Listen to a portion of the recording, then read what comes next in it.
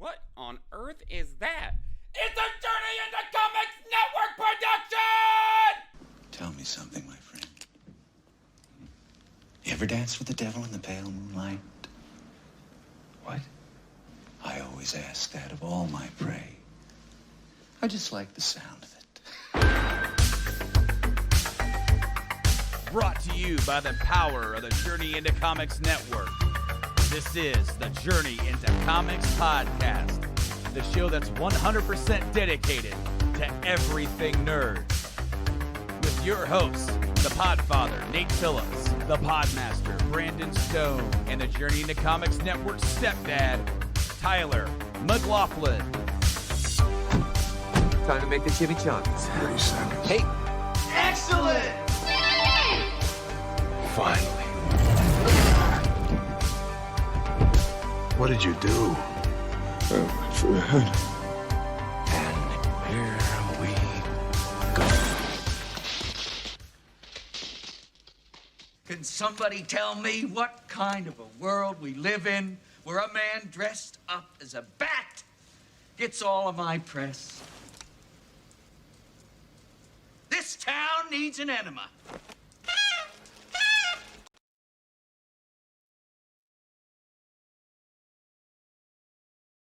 What's up, ladies and gentlemen, and welcome back to another episode of Journey into Comics. It's Journey into Comics 302. I am your host, Nate. Today, joining me once again, welcome back the co-host with the co-most, the pod master himself, the man, the myth, the legend. Welcome once again, Brando. How's it going, my friend? It goes pretty challenging today. We're having some technical internet issues. I lost internet completely, and you occasionally sound like a robot cat. So everybody just hang in there with us. We're doing our best to bring this show to you this week. We got some cool stuff to talk about. Some cool news came out in the last week that we're pretty excited about, to be honest with you. In fact, the lead story that we're going to go with today, man, I geeked out so hard about it. But Nate, we got something that we're starting. We have announced it on a couple episodes. We announced it on High Time. We announced it on 300. If you haven't heard it, we're going to talking about it right at the start of the show. If you haven't heard of this before, we are starting a new show on the Journey to Comics Network called Rank 'Em All. And Rank 'Em All is going to be 4 panelists. It's going to be interchangeable. It could be us two and 2 others.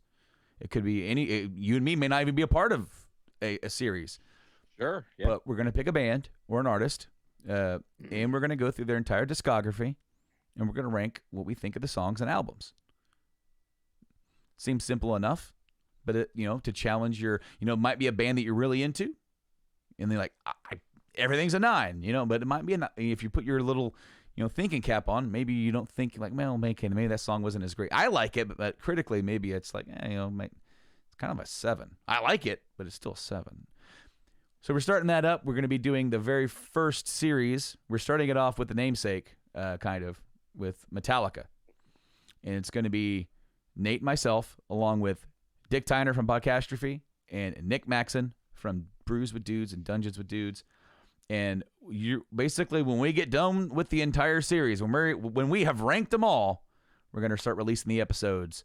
And we're going to let you know right now, the video version will be available on the Journey into Comics our YouTube channel, and the audio version for the Metallica series, at least, will be exclusive to the Podcastrophe feed. Go search Podcastrophe on your favorite podcast platform. We are trying to do this to network within the network on our network. Yeah, we'll see how it goes. But my guess is that the Rank 'Em All will probably at some point end up on the main feed. But the Metallica series down the road, because usually we run into a problem where we're like, oh, we want to release stuff. What have we released a long time ago that we can find that hasn't been released on the main feed? It's really weird. I didn't do this, but I did a version of this where if you go onto the .com and you go through the archives, you can click on Journey into Wrestling, and instead of it only being the episodes that were released on our feed, it's all the episodes because there's stuff on YouTube, so you can link yourself directly over. So that's one way you're going to be able to quickly access it through the network. But yeah, I'm really excited for this new endeavor. It's going to be very, very, very rewarding, I think, is really the way to look at it, because we all are music fans. We like different bands and different styles and whatnot. And this is us really being able to flex our muscle in a different way that we haven't before, talking about music and dissecting things that are old. I mean, listen, Kill 'Em All's like 30 something years old, I do believe, right? Like 34, 35 years old. My math is pretty terrible right now. It came out in 83, July of 83. Oh, so it's 37. Yeah. We're almost 40 years old for Kill 'Em All. That's crazy. That is crazy. That was the coolest thing ever, because you kind of like froze when you went to take a drink. So like it just went like this, and then it went like blurred, and then you're putting it back down. So it's almost like the Flash. Took a really fast drink. But yeah, dude, that's awesome. We're super excited for Rank 'Em All, because obviously, we'll do other bands and other stuff as well. And as I said, this is kind of a shared series amongst. There's no official host. Each series will have a set of panelists. We want to keep the same panelists for each series. So the Metallica series is going to be the four of us, as we said, Nate, Brando, Dick, and Nick. And then from there on, if somebody doesn't really want to do a band, like I don't really like them that much, it wouldn't be fair, because that's the thing. To rank an artist or a band that you personally don't like, it isn't fair to the rank, because like you might find stuff you're like in sinking it. Yeah, you're gonna sync it based on you being the odd person out, not being a fan of the music naturally. Yeah. You might find stuff you like, but you're also might be more inclined to be like, yeah, no, this is all just kind of middle of the road for me, because it doesn't speak to me. So therefore, if there are bands that Dick wants to do personally that you and me might not, I've talked to him. I said, go do it, man. Just get a panel, go do it.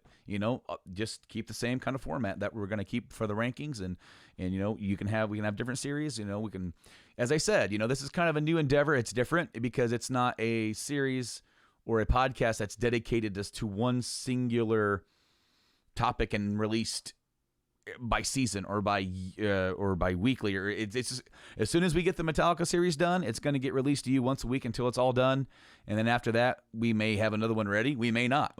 Whenever it gets done, you guys will get the next one. It'll just be in bursts, but that's kind of really the special thing about it, because then it's going to let the listener and the audience go, hey, they're doing Ghost next, or they're doing System of a Down or whatever next. I'm going to go listen to all that before they start talking about it, so then I can listen with my own opinion, knowing the songs and having remembered what exactly is going on and stuff. And it's really, again, this to me feels like a really rewarding series, just because we are all big, very huge fans of music. Dating back to, I remember we did a podcast, one of the metal casts was like We'd Be Power Slaves or something. Yeah. Where we like talked about Maiden and metal and all kinds of awesome shit. And it was just like, that's like kind of the precipice of what this ultimately is going to be, just more focused on each individual band and really going through, man, hitting all the B-sides, the stuff that, the radio might not play. And just looking at the Metallica, I'm excited to see how some people rate songs like Escape or Trapped Under Ice or, Damage Incorporated, which even though it's a great song, not everybody knows that song. So, or Leper Messiah for that instance. Yeah. And please make it known is that we won't be doing every live album, but like what we're doing is that we're going to be taking like a consensus between us. For example, we already have our layout for what we're going to do with Metallica. We are including Garage Inc. and S&M with an asterisk, because if Turn the Page gets a 10 from all of us, it's like, wow, that's the highest rated Metallica song. Well, it's a cover. So it's not technically the highest rated Metallica song, but there's also highest rated cover. Yeah, but there's also songs on S&M that are only available on S&M, and there's also versions of songs that are on S&M that I think are better than their original album versions. Original version. And and also likewise, maybe a little worse. Maybe it doesn't really work in the S&M format. But so that's why it's kind of interesting to look at that one, and why we're not going to be doing live shit or cunning stunts or anything like that, because it's just a concert. It's like a live, okay, let's review the Kill Ride medley. We just ranked Kill 'Em All and Ride the Lightning.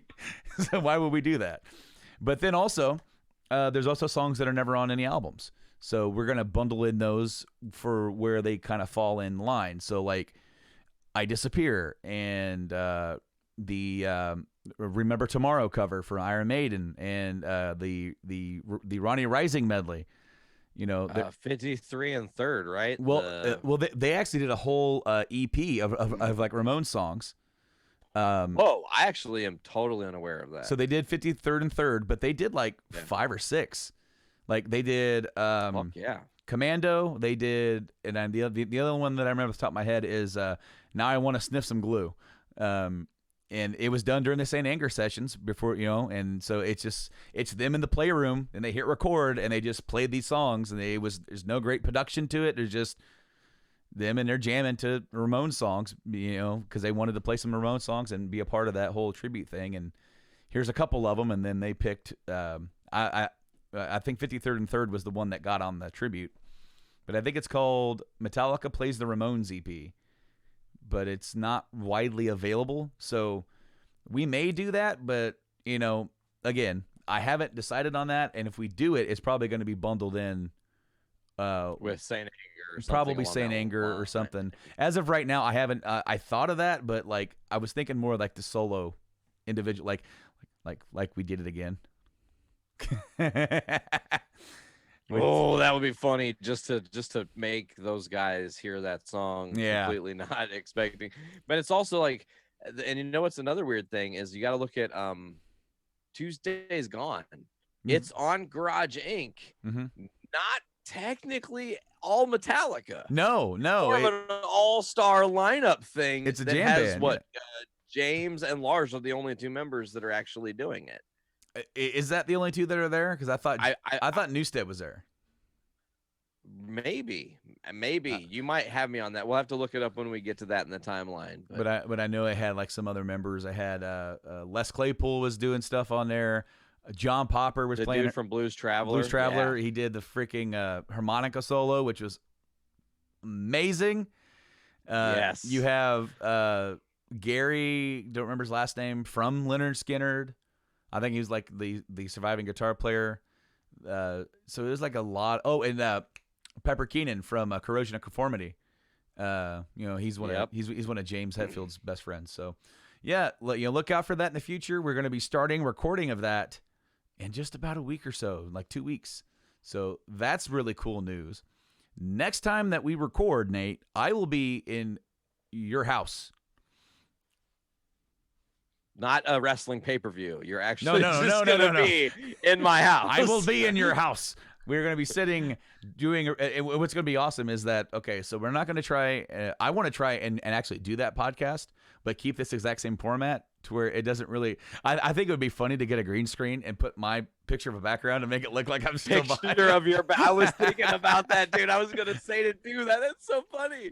Oh, that would be hilarious. You take a picture meticulously, like, where's my camera when I'm sitting at this exact angle? Click. You know. I don't know how well it would work out. Yourself in there. I don't know how well it would work out because of how we're going to do it, but we are going to try and mess around. I'm going to teach you kind of how to do this style of podcasting that I've been doing for a little bit, and that we've brought in for OGs, and now we're doing for JIC. And man, is there anything else to really? So I'll be up there recording with you, and we're going to be we're going to read and talk about the Negan Lives comic, which it will come out on the 1st. And so we'll get our hot take on that book as well. And we'll be doing an episode of the OGs. Oh, the OGs. So we haven't really said this. You might as well get out of the way right here in the beginning of the show before we move on to other news. The OGs was the show that me and Nate started doing about a year ago. That brought me back into the network. And I did that specifically. I came up with a new idea specifically because I did not want to reinsert myself anywhere. I had no intention of that. I didn't want to do that. That's why we created a new thing. Let's do our own thing. Let's do this over here. Let's try some new ideas. And because you and Tyler already had a really good thing going, and I'm not about to disrupt that, I did not come back to this show until I was asked. You were asked though, which is important. I was asked, and then here we are. But because of that, OGs is not ending. But before I came back to JIC, my intention with OGs was just keep rolling forward every other week. Let's just keep rolling forward until we need a big break, or because that happens in life. But because of Game Addicts, because of JIC, because of World Gaming Trade Show that I do with my buddy Jeremy Evans over on In-Game Boss Program. Now Rank 'em All being a new endeavor. And Ranking 'em All is going to be, a new endeavor, but also like just intermixed. Nate and I have decided that OGs will officially become seasonal status. And so whether or not it be 8 episodes or 10 episodes a season, it will eventually kind of stop and go away for a little bit and then come back. And so that's done to not over encumber either one of us. He does other shows, I do other shows. We have a lot of fun podcasting for you guys. And OGs is something that I feel is really fun and different compared to everything else that we do. And 100%. And so we want to keep it strong. We don't want to let anything that we do end up becoming half-assed or phoning in. Like it or not, there's episodes of the past show of this show in the past where either one of us has phoned it in because we were tired, because we had a lot going on and we needed to do a show. And I don't like doing that. I don't want to do that, and I want to keep our energy and inspiration flowing for everything that we do. And I don't want anything to suffer. If that means something's got to go away for a little bit, something's got to go away for a little bit. That's the way it is. That's the way it is. That's what's great about the network. Yes. We can interchange pieces as necessary. And if people need to take breaks or step away, I mean, it wasn't like Nick particularly wanted to step away from his shows, but due to coronavirus and the way things are, he had to. And it kind of also worked to his advantage because it gave him that breath of fresh air to feel refreshed when he came back to it. That I think I think all podcasters need it. I feel very fortunate that I get to take little breaks here and there when I do and pick my spots. I don't like the idea of taking I'm going to take 4 or 6 weeks straight off. I think I would go fucking crazy in that time.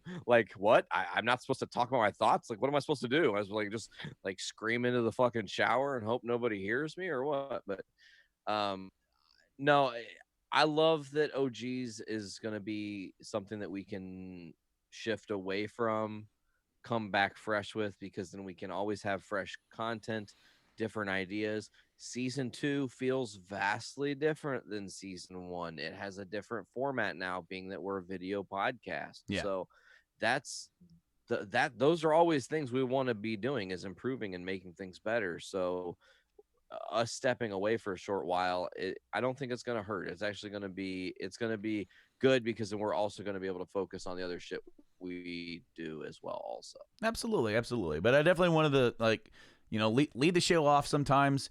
We come right in with a lot of cool new nerd news, but sometimes we do need to kind of let you guys, our dedicated listeners, know what's going on in our world, know what's going on with some other stuff that we're doing and stuff that we're bringing in, new stuff that might be taking a break.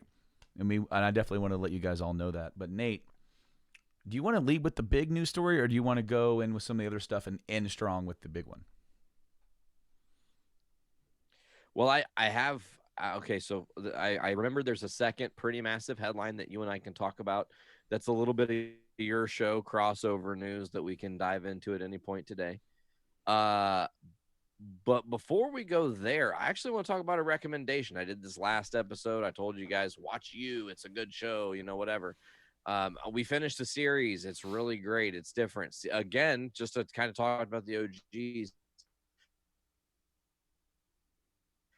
Season 1 of the show You, and tone and emotion and the big, pull the carpet out from under you moment is shocking, as it were.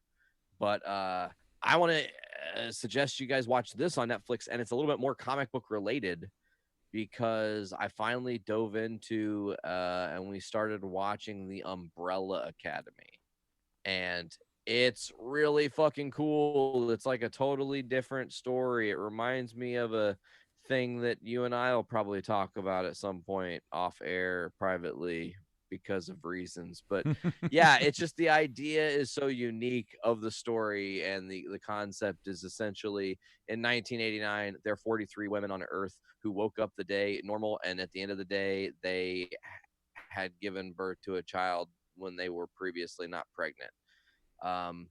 This dude goes and collects as many of them as he can, essentially buying them from these people who didn't want to have a child to begin with, and essentially, he only gets 7 of them, and that's his family. They're kind of like the X-Men. They've all got different powers and abilities and whatnot, but they're more dysfunctional than fun than you could ever imagine, and shit's just very off the rails. The show is very, very good. It's pretty intense. Like, it gives you a lot of like emotion and shocking things and craziness, and the music's a little bit overdone or whatever, but the story, which is what I always go back to, loving what they do with the story, is what hooked me on. Like, I got to tell everybody about this show. Like, if you get a chance, only 10 episodes. It's only one season. You don't have to sit there and filter through 23 long-winded bullshit episodes. 10 episodes, you're done. The second season's not out yet. It's not anywhere close to being out yet, so you got time to get into it. It is one of those things where if you're a fan of comics, if you're a fan of nerd culture, they hit all the beats in ways you've not expected. And also, it's take on superheroes in a way that just gives you that, like, oh, people can still be creative in this medium, and it's not just dudes in tights. You know, it's much bigger and thought out than that, which is really cool. Hell yeah, man. So, yeah, that's my recommendation, bro. Do you have any recommendations before we really dive into this one? Well, I just beat The Last of Us Part 2. This one, this bad boy right here. And I will recommend both games to you. I'll recommend both games to everybody. What I will say is that it's a bit dark and bleak, especially Part 2. Especially Part 2. It was an emotional roller coaster. We're going to be talking about a spoiler cast on this week on Game Addicts. Mike and I are going to get together. Me and him have talked a little bit about the game, but we're purposely not discussing a lot of stuff. I've taken notes. The game brought tears to my eyes more than one time. And if you're a fan of the first game, definitely give it a shot, because the gameplay, it's one of those things where, you know, they just improved it in every way. It still fundamentally feels like, okay, this is, I'm right here. This is where I belong. This is the world. But hey, you know, now they've added like a jump button, so you can kind of do a little bit of platforming. It's not as platforming centric as like Uncharted, but I need to get over there. Sure. So let's try and jump over there, or climb up a rope. That was something that wasn't in the first one, and then swing a little bit. But they also allow you to craft, like you can craft a silencer, and that's a game changer. And all you need is a plastic bottle and some rags. And Impressive. She just puts it on her pistol, and it's like, you get like 3 shots with it. You can eventually upgrade it to 5, and then try to get those headshots. You know, the stealth gameplay is probably some of the best stealth gameplays since MGS5. So that's fun. I just had a tremendous time with it. My only criticism is that it's a bit long.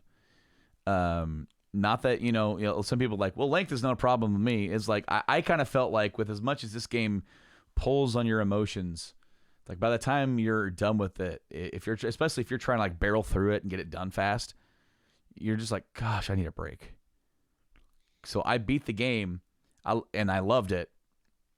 I am not ready to replay it yet. I'm just not. Like, I would like to, because it has a new game plus. You can start it over with all the stuff you already had, and then go and try and find all the collectibles you did miss. There's even one of the collectibles in the game are the state quarters, for when they did those. Like, that's awesome. Yeah. Of course, in the timeline, it's like 2038 or whatever. So like, all those are done like in early 2000s. So it's like, that's kind of cool. And I was emotionally exhausted after I beat it, and I'm just like, I'm not ready yet. It's one of those things, but I definitely recommend it. You're like, give me Katamari where there's no emotion involved, and I can just get the fuck away and be happy.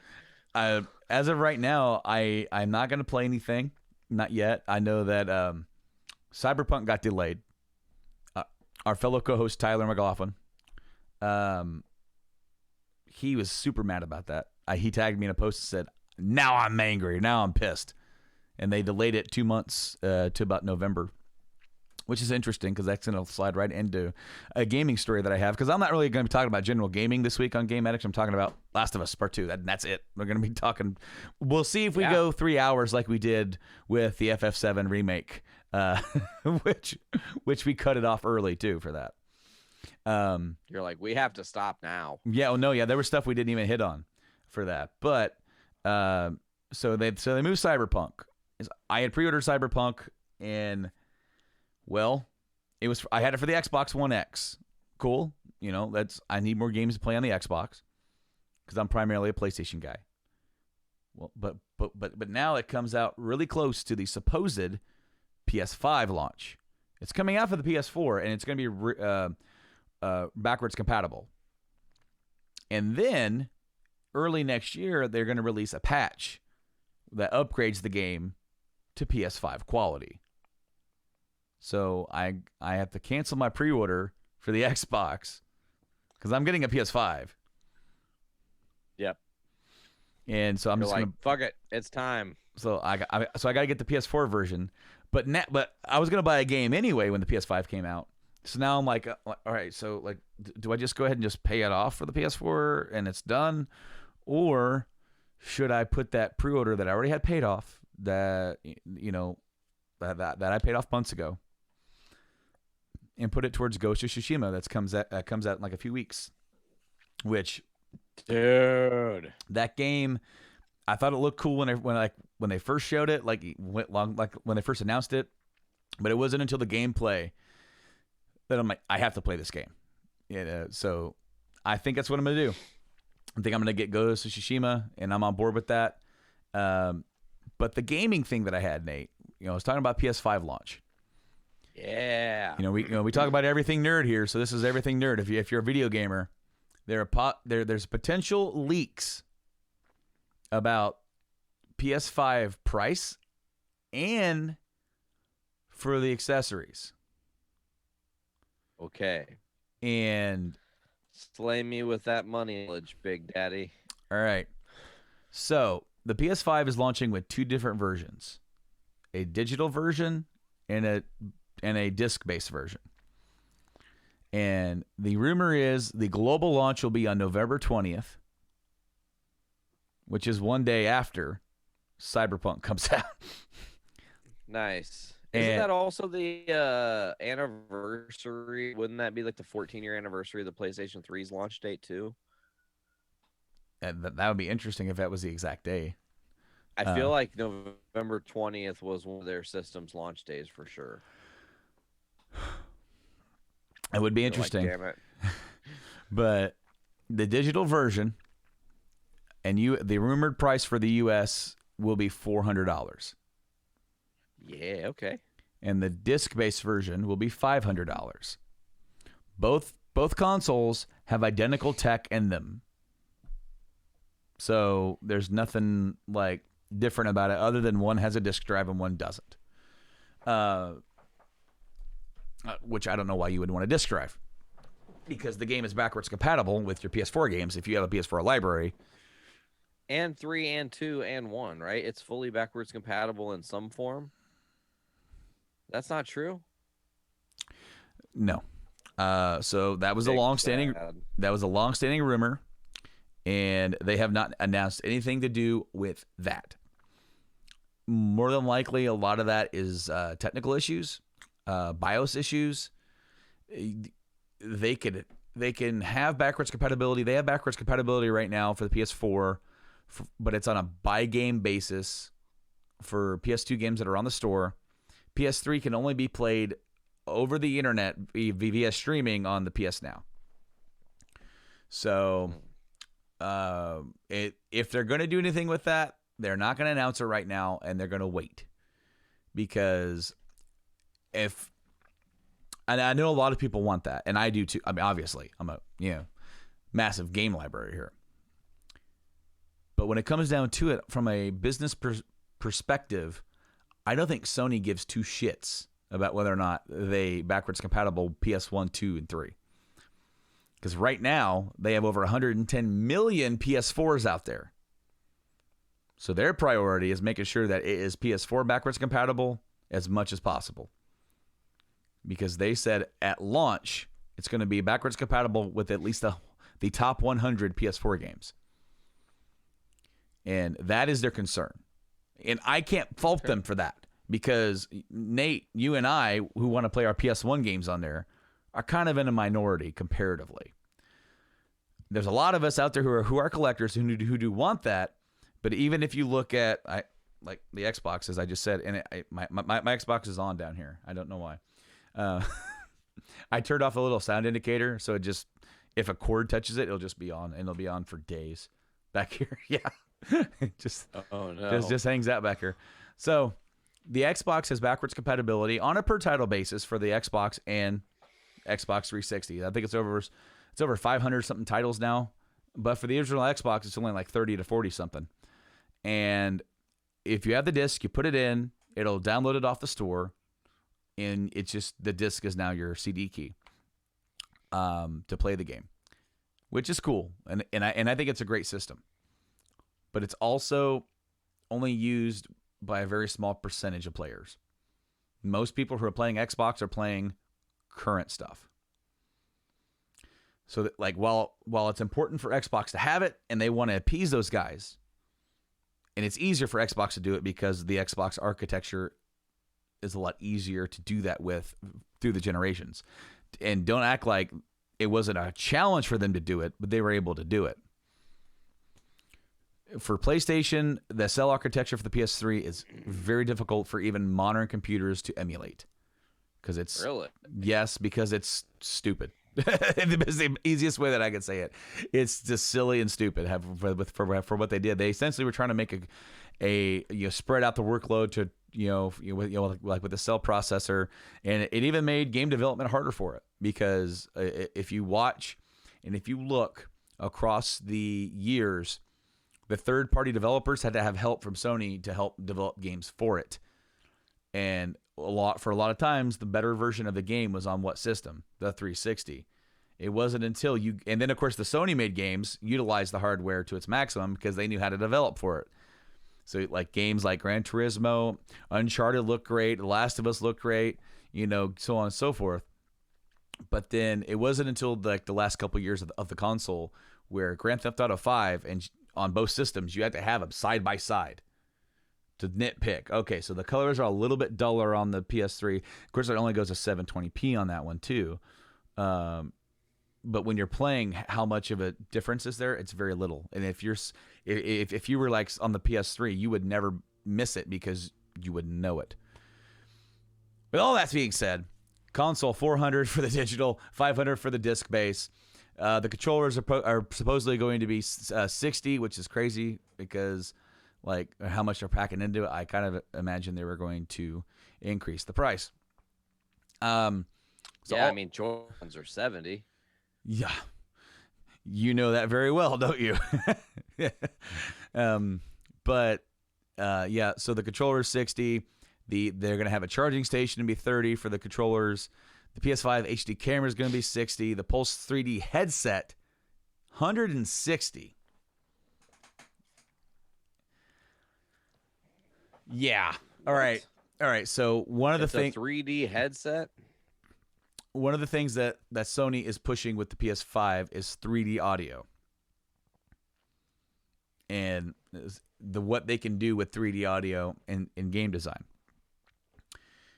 It's done for more immersion. So if you're wearing this headset, and you're basically going to be able to hear the grass rustling exactly where it's supposed to be.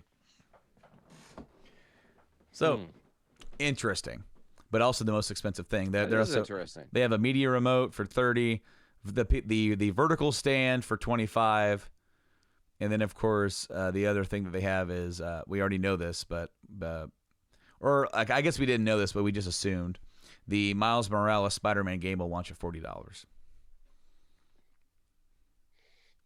Cool. Well, that's reasonable. That's nice. You can get a system and a game, and it's less than 600, probably right about 600 bones when you walk away with taxes and everything. Mm-hmm. That's not the most terrible thing considering where PlayStation 3 launched November 11th, 2006. By the way, I did look that date up for you. I'll tie it right in. You talk about Miles Morales. This is big news. We got a new gameplay trailer for the Avengers game coming out. Yes, we did. Did you see that? Do you have any thoughts on this game at all? It's going to be interesting. It's not being developed. It's being developed by a team at Square, right? I think so. Yeah. Yeah. So it's got a lot of cool voice actors in it that I know and love. Gameplay looks fun, and they're going to have a co-op. So I'm kind of in a mode where I'm reserving my judgment until it gets closer, and I start seeing some reviews. Now, hopefully nobody gives it any zeros, but it looks fun, and based on that, will I get it at launch? I don't know. I kind of said the exact same thing with Spider-Man was coming out. I was hesitant to get it at launch, but I did, and I'm glad I did because it was a fantastic game. So, Yeah, to me, the Avengers game looks pretty cool. I mean, stunning. Really, it looks stunning. I like the concept that we're getting an original narrative that's not like trying to piggyback off of any specific MCU moment or story. yeah. It's kind of setting its own universe in motion here. The idea that you're Kamala Khan and you get to kind of play as her character in a leading role of the story is seemingly cool. The fact that you'll play as all the Avengers at some point is really nifty. I am intrigued to see what they do to, though I'm going to reserve my judgment. I mean, I didn't buy Spider-Man at launch. I waited and got it for like $40 around Christmas time. And, happy to got it, but I'm pissed that a hype when everybody else was talking about the game and beating the game and being a part of that whole moment. And I want to feel that again with nerdy video game stuff. So I think the Avengers, if it keeps on track and looks as good as it seems to be, will be something that's a must pick up when we get to the launch time.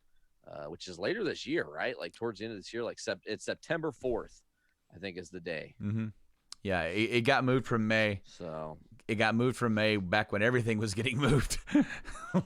All the games got moved. Last of Us got moved. Cyberpunk got moved. It was like 3 days where it was like, stop moving my games.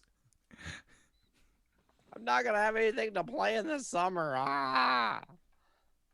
Yeah, no, but it worked out. I'm looking forward to seeing,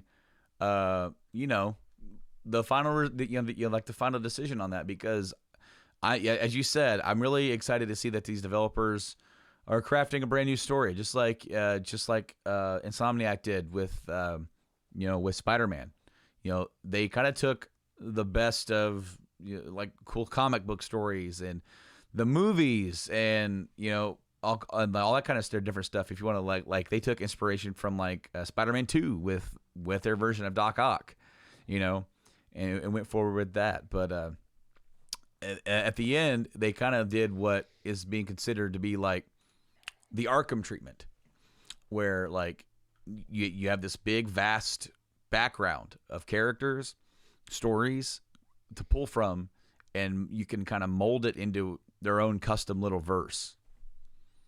It's almost as if back on Nerds of the Round Table 1, Journey into Comics 40, when I suggested they make a Spider-Man game in the vein of Arkham, somebody was fucking listening and actually got on it. And here we are. We've got it. It's great. No, I did love that game. And you're right. It does have the kind of its own Arkham feel. It's the closest to feeling like you're playing Spider-Man I think any game has ever captured, as well as having a certain way to utilize and tell stories with different level villains, utilizing Taskmaster and the DLC utilizing Spawn, all these different things, like very well put together. And that's what my hope is for this Avengers game, is that it's really thought out. And sure, you play as Thor for a couple things, but maybe we get one specific level where you are things that can tie in to really create a deeper lore overall for the universe, because that's what we need is the lore to be amped up to 11. As I said, I just really like the whole concept of making a verse. I know there were some people who are disappointed that this Avengers game is not directly tied into the Spider-Man game. And that Yet. but that the companies didn't come to an agreement on like, hey, let's make like a video game version of the MCU. And as of right now, it's not. Both developers have said, you know what, that would be cool, but no, they have the rights to make their game. We have the rights to make our game. And as far as that goes, that's about as far as it goes. But maybe, who knows? Maybe we'll see that down the line. I mean, in this day and age, I think anything's possible. We could see really anything happen in nerd culture, Brando. And that really just drives home into the main topic of today, which is what we're most excited about. Mm-hmm. Anything is possible. And I mean, anything is possible. Holy shit, 30 years later, Michael Keaton is Batman again? You want to get nuts? You want to get nuts? Come on. Let's get nuts.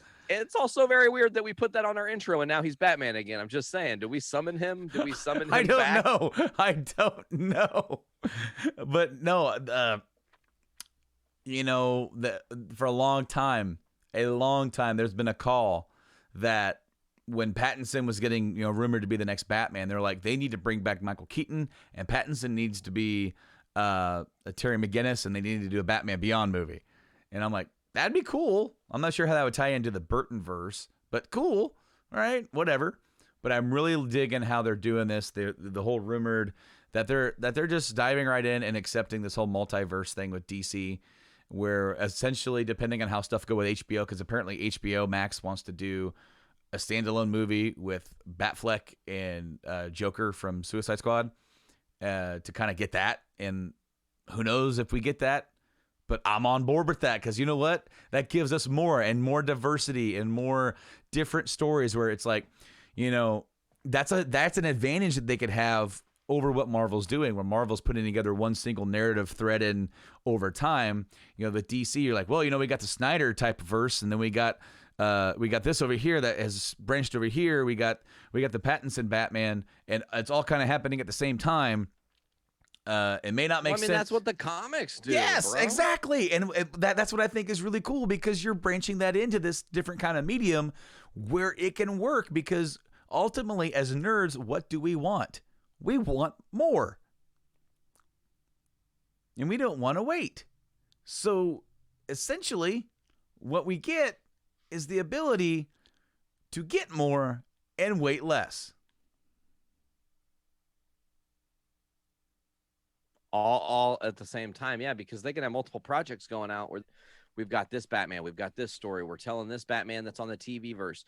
You know, the really cool thing is automatically, without even trying, 89 Batman is 100% canonized with Ezra Miller's Flash, with Grant Gustin's Flash. It's all the same thing. And in a really weird, bizarre fell swoop, and I'm sorry to say this, one of my favorite Batman movies of all time is no longer canon.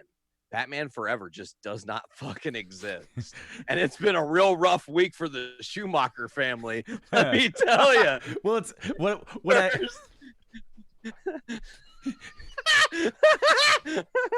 All right, so what really cracked me up, unfortunately, you know, and our thoughts go out to the Joel Schumacher family. Absolutely.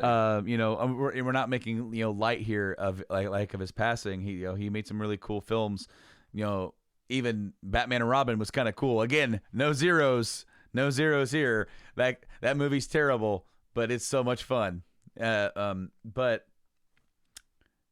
when Michael Keaton left, essentially when Burton was ousted as director, he was not enthused about doing another one because he wasn't really that enthused about doing Returns. Yeah, he hadn't done a sequel before, and his character took a backseat. And he goes, okay, what new am I bringing to the character itself, right? And that's the thing that drives him to do movies and do characters. It's like, what new can I bring to the character? And at that point in time in his career, he was like, if I don't want to do something, I'm not going to do it. You know, even if the fans are like, please, Michael, do it. He goes, I'm going to go make this movie over here where I'm playing 4 different versions of myself with clones. and he did that. So he exits. Multiplicity, Colin. Yeah, multiplicity. Yeah. Sorry, you kind of froze, and I heard you going, Of course. and then your face was like, mean, you just didn't move. I'm like, what is he? He's a ventriloquist now. Yeah, guys. Again, we're having some internet issues here. But so Joel Schumacher exits stage left. And Michael Quite Keaton- literally. Joel Schumacher came in, and Michael Keaton's like, I'm out, guys. I'm not playing Batman anymore. Joel Schumacher dies and literally like the next day. All right, guys, I'm back. He's like, well, I guess things settle that. That's fine. Well, and I want it to also be to just be really, really square with everybody. We don't know if this is legit. As of right now, this is still just kind of like rumors in the mill. We haven't heard Keaton come out and say, yep, I'm Batman again. We haven't heard the director or lack of thereof or any guy or whoever's Or in charge. Ezra, nobody has officially said it. No, this is just, there's a lot of different stories, a lot of people backing this story up saying that he is in deep, serious talks to reprise the role of Bruce Wayne for this Flashpoint story. And in fact, they could end up, I even heard somebody, and again, I don't know if this is an actual true statement for what they're planning or if this is just somebody just kind of riffing. But, Sure. But this version of Bruce Wayne could end up being like the Nick Fury for them, where he's like kind of like the planner and the person that's like holding down the ground base and basically the leader behind the leader, right? Because he's older. And so I think that'd be awesome, because how cool would it be? Of course, like, here's this old seasoned Bruce Wayne. He's, I'm not Batman anymore. I'm too old. I can't do this stuff. And then all the young guys get to do stuff. And what do we get right at the very end? Michael Keaton suiting up one last time because they need him. So there he is in his suit. And then we get the moment. And they've said we will get him in the suit, according to all these rumors that are flying around. And the thing is that the THR site, the Hollywood Reporter, I think is what that site is. Mm-hmm. Usually when they break these kind of stories of major people returning and whatnot, they're pretty dead on. They don't typically bullshit. It's not like, unfortunately, a site that I dog all the time, We Got This Covered, that just create these absolutely redonkulous bullshit, clickbait titled fucking articles that you read, and it's all this conjecture of what they think's going to happen, including one singular line of text that's been taken out of complete context for them to support their thought. Mm-hmm. And I don't like that, but I like when, it's like I think THR, actually, the Hollywood Reporter, is the first people that broke the Pattinson story that he was going to be coming Batman. And we were all like, come on, really? And then things ramped up in the coming days. And then here we are. We knew that it was real. Patfleck, or whatever you want to call him. Patfleck. Patfleck. I like how you merged him and Ben Affleck together. Patfleck. That might be the episode title. Oh.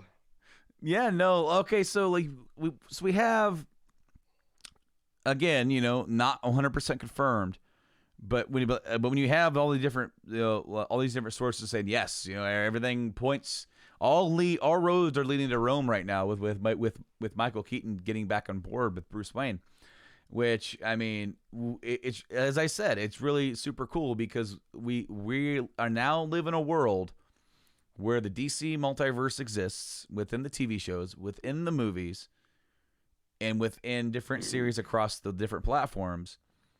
So we could get multiple different Batmen. At some point in the near future, we could have Pattinson, Batfleck, and Keaton all playing the role in different stories that we could be getting throughout a year, and it's like completely different. Because there's one more name that can be added to that list too, because Jeffrey Dean Morgan's name is still being in talks to come up to play Thomas Wayne in Flashpoint and still have some role. Yeah. So we might get a totally different realized version of Flashpoint. And maybe my opinion is maybe they're going to take from the button a little bit and maybe make that a little bit more of the story in a way to kind of bridge those worlds and bring old Batman and new Batman together and make it all make sense. But listen, I said years ago when The Flash was on, they need to just bridge their DC TV universe and their movies and make it all make sense. They can do that because the multiverse. They finally have caught on to fans like me and others saying exactly that. And we're getting this. And my hope is that they don't put out so much content that we can't keep up with it. Yeah. Because putting out content for us to keep up with is one thing. But when it's like, okay, well, this year I now have 47 superhero movies to fucking watch. Thank you, 5 movies from Marvel and 36 from DC. I know my math is off. I don't care. You know, like, it's just, it could be a lot. But alternately, if they know how to utilize their space and can make it to where we don't feel over encumbered with the superhero stuff, I'm all on board for what they're planning. It seems to be like a really cool, brave step. It is very brave. I agree with you. It is very brave because, you know, we've talked about on the show before, like, not everything that DC does knocks it out of the park. And a lot of that has to do with just lack of foresight or like what happened with Justice League with a lot of meddling. We've seen how too much meddling can hurt a film. Look at Fantastic Four. Look at Spider-Man 3. You know, look at literally Batman and Robin. You know, that movie was not supposed to be that, but it was forced to film very quickly because of toys. It became a cash cow. Make money. It became more about a cash cow and like a commercial for toys than it was about telling cool Batman stories in a movie. And it shows because eventually Joel Schumacher gave up and just said, "Have fun, guys." And that's what we got. You know, and that's one reason why, you know, George Clooney, who was at the time still pretty early in his film career, but, you know, a big name already, it's gone down as not being the very best Batman because he didn't really have the best direction, because the whole movie didn't have really good direction, and that's not I didn't have the pedigree as an actor.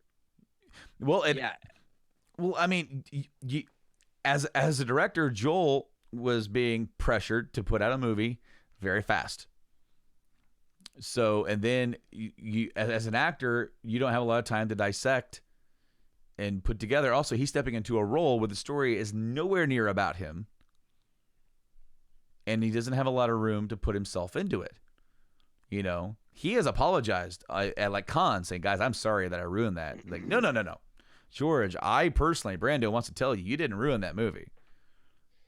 No, the acting, the actors, the story is what it is. It's something that I remember from my childhood fondly. And honestly, one of the best things about Batman and Robin is the soundtrack. God, it's got a banging ass soundtrack. It's like it's got that Smashing Pumpkins song. The beginning is the end is the beginning, or the beginning is the end is the beginning, or whatever the fuck it is.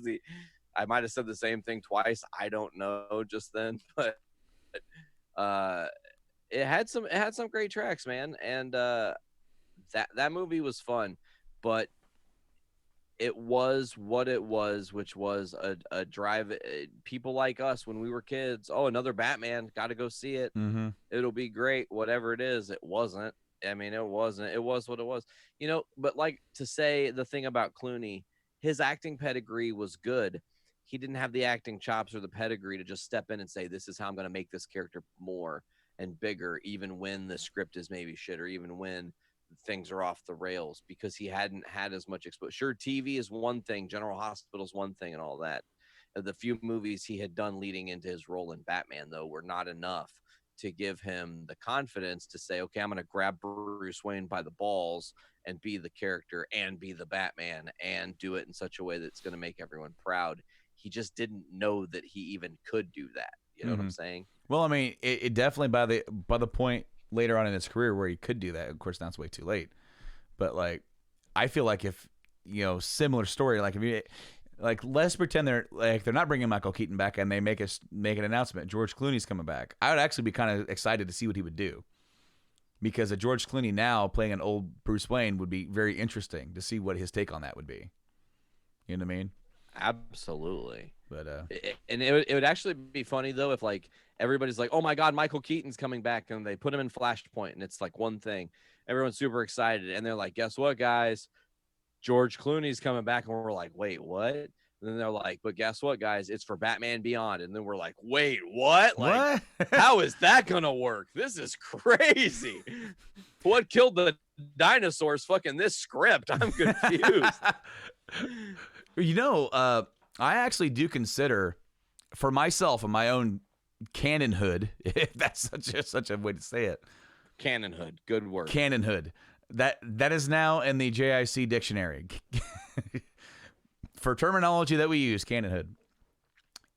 When you look at those Batman movies, I almost consider, even though they share actors, the first two movies being a Burton verse and the last two being the Schumacher verse. Because even though they change actors, there's a pivotal tone change in between the first two and the last two. You know, Forever is almost kind of like one step forward into it while still having kind of one step back, but not quite too Burton-y. And then they pretty much abandon all of that and go full hog into ridiculousness. And Like, hey, let's look at 66 Batman for inspiration and go there. well, and just the overall, the architecture changed, even from like 1 to 2, or 89 in Returns, but then ridiculously changed in between Return and Forever, and then went off the deep end from Forever to like. They have a road where, like, they have statues holding buildings, like the observatory. It's like that is absolutely ridiculous. And who thought of this? Like, Gotham City should not have a money problem because they put way too much money into their architecture. Yeah, that's their problem. Is all their money goes to architecture. They got bums now. They can't afford to live in their architecture. You're like, housing's too this much. is fancy. Housing costs too much. I built this house. I can't afford to live in it. Shit. Yeah.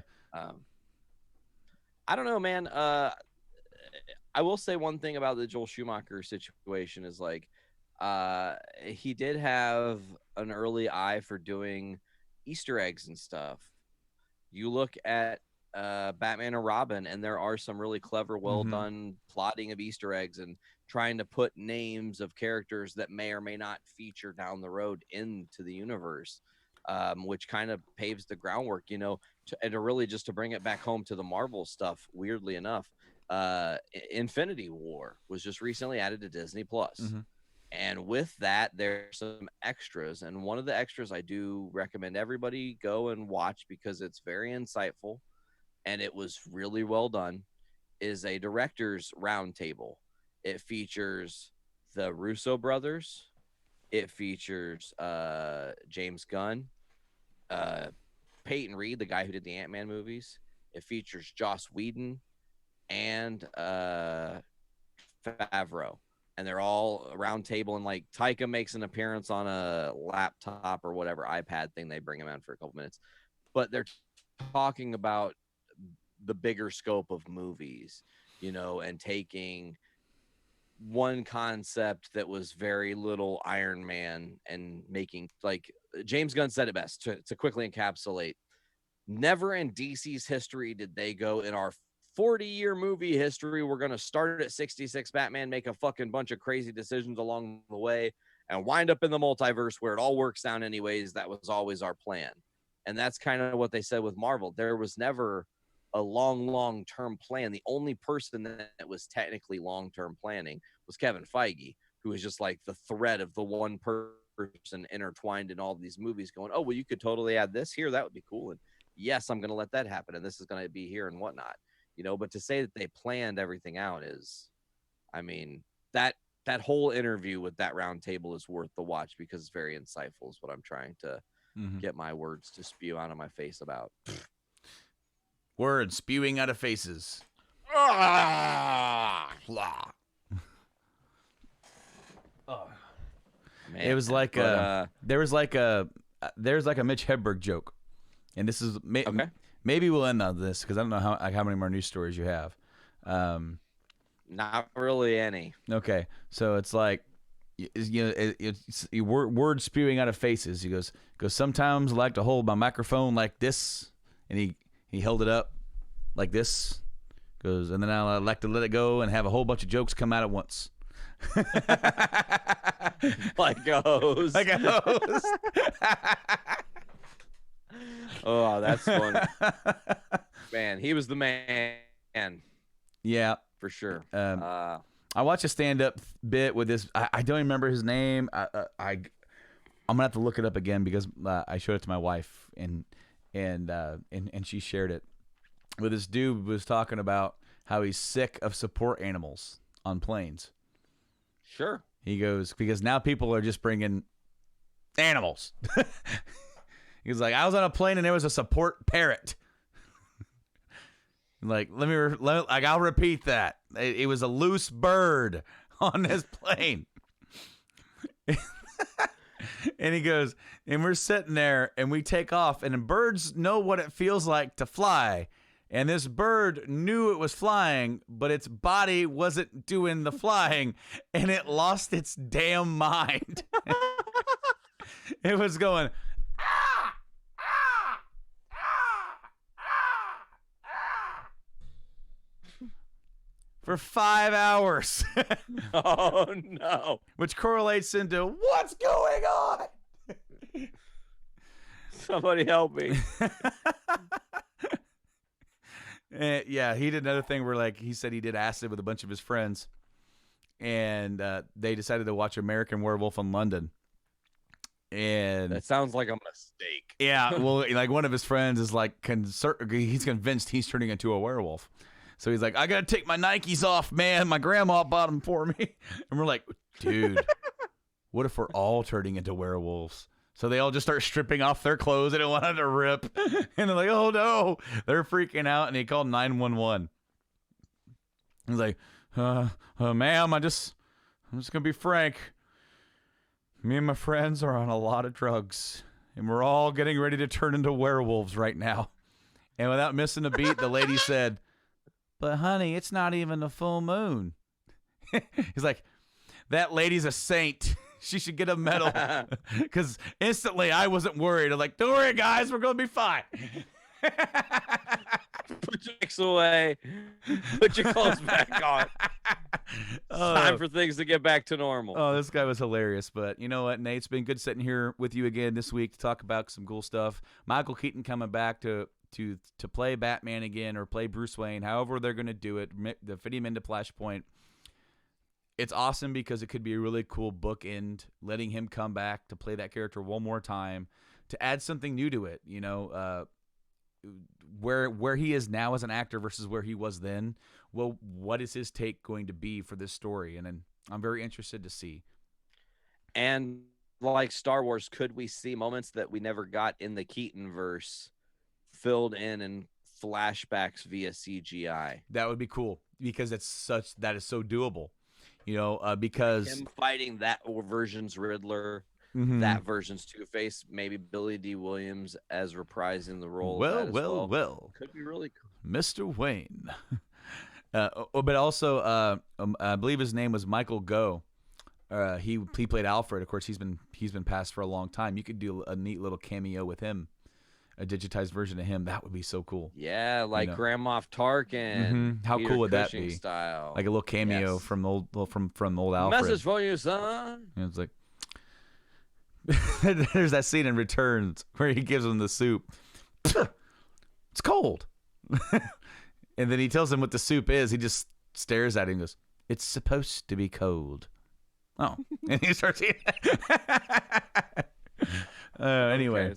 Okay. It's been good to sit here with you this week on episode 302 of JIC.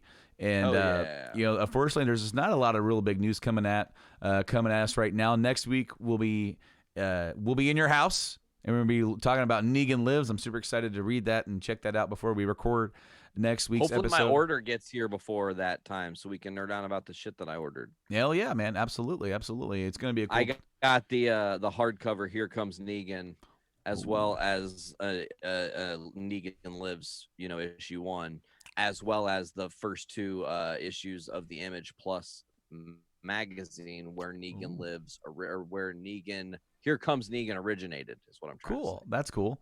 But yeah, dude, it's gonna be cool to get up there and see you again and get to hang out, because especially since we don't normally get to podcast in person too much, but especially since all this COVID-19 stuff has been happening, it's been even less. And then put in episode 300 was supposed to be live at LaFiCon, and that didn't happen, so we had to call an audible and make something different happen, and here we are. You know, We made it sort of live. Exactly. Yeah, I see what you did there. And we have been sort of live, brought to you by the power of the Journey into Comics Network. We didn't say that at the top of the show. Actually, no, we did. It's in the intro now. It's in the intro. It's always in the intro. Yeah, you don't even have to say it. You did say it. You just I said it. I said it a couple weeks ago, and don't have to say it again. But oh, fair enough. Nate, why don't you bring us home with some nice and pretty plugs?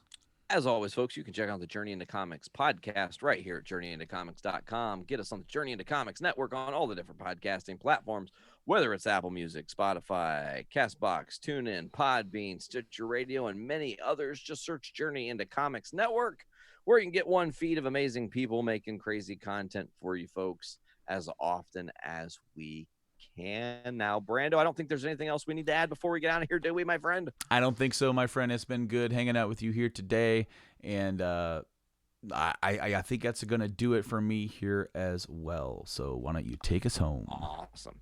All right. Well, this has been Journey into Comics 302 Patfleck Canonhood. I've been Nate. I've been Brando.